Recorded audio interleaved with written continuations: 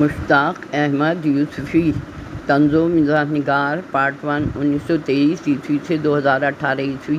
ابتدائی زندگی، تعلیم، ادبی خدمات، اہم تصانیف، اعزازات، طرز تحریر کی خصوصیات، اقتباسات۔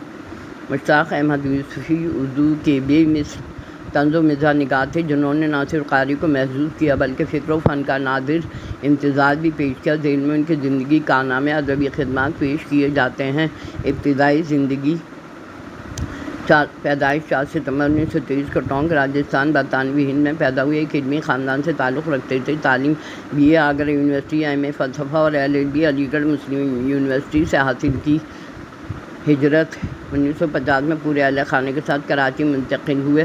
بینکاری کا کیریئر: مسلم کمرشل بینک میں 1950 میں بطور نائب جنرل مینیجر شمولیت، 1965 میں الائڈ بینک کے منیجنگ ڈائریکٹر، 1974 میں یونائیٹڈ بینک کے صدر، 1977 میں پاکستان بینکنگ کونسل کے چیئرمین منتخب ہوئے۔ قائد اعظم میموریل میں سمیت مالی خدمات کے اعتراف میں کئی اعزازات سے نوازا گیا۔ ادبی خدمات: یوسفی نے 5 دہائیوں میں کتابیں لکھی جن میں انہیں نہایت نفاست سے ہر لفظ فن پارے تیار کی۔ اہم تصانیف: چراغ تلے 1961، خاکم بدہن 1969، زرد گزشت 1976، جزوی طور پر خود نوشت سوانح آب گم 1989، یاد قدموں کا مزاح کے عنوان سے ترجمہ ہوا، شامی شعر یاراں 2014۔ اعزازات: ستارہ امتیاز 1999، ہلال امتیاز 2002، پاکستان کی اکیڈمی آف لیٹرز کا کمال فن ایوارڈ 1999۔ توصیفی کلمات: ابن عیشیٰ نے فرمایا، اگر ہمارے وقت کے ادبی مزاح کا کوئی نام ہو تو یوسفی کا نام سر فہرست ہوگا۔ ڈاکٹر ضمیر فتح پوری ہم یوسفی دور میں رہ رہے ہیں۔ اصل و خصوصیات: ادبی ظرافت: یوسفی کا مزاج نرم، بالاسرار نفیس طنز، روزمرہ زندگی انسانیت کے لطائف کو بیان کیا، اپنے اندرونی معیار کے پابند سے وہی لکھا جو ان کے ذوق پورا تھا۔ زبان کی نفاست اعلیٰ، اردو لہجہ بھرپور، علمی۔ وفات 20 جون 2018 کو کراچی میں انتقال کر گئے، عمر 94 برس تھی۔ ادبی ورثہ: آج بھی ان کی کتابیں اردو ادب کے مداحوں کی لائبریری کا لازم حصہ ہیں۔ ان کی کتاب آب گم کو ہجرہ ایوارڈ نیشنل سے نوازا گیا، اردو ادب میں مقام پیدا کیا۔ نظام انسانی، صورت گری و فکر کے موتی چھوڑے، قیقی نہیں بلکہ فلسفیانہ گہرائی۔ ان کی سب کتابیں اردو ادب کے شاہکار مانی جاتی ہیں، خصوصاً آب گم فکری و فلسفیانہ مزاح، زرد گزشت، نیند سوانح تیزار مزاح، چراغ تلے اور خاکم بدہن۔ انہوں نے اکثر اپنی ذات، خاندان، معاشرے کو موضوع بنایا، خود کو بھی ہدف مزاح بنایا۔ قاری کو ہنسانے کے لیے کسی اور کی توہین تذییع کا سہارا نہیں لیتے تھے۔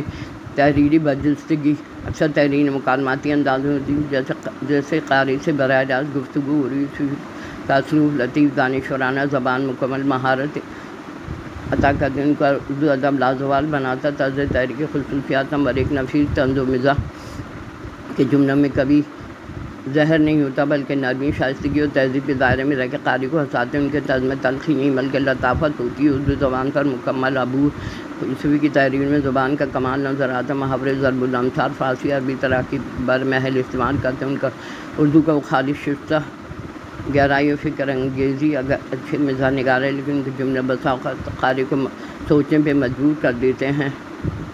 فلسفہ اور گہرائی چھپی ہوتی ہے۔ انداز بیان میں تنوع: مختلف کرداروں کے زبان، ماحول و مزاج کے مطابق زبان میں بیان کا ڈھنگ بدلتے ہیں۔ ان کی تعلیمی زندگی میں مختلف طبقات ان کے انداز گفتگو بھرپور عکاسی ملتی ہے۔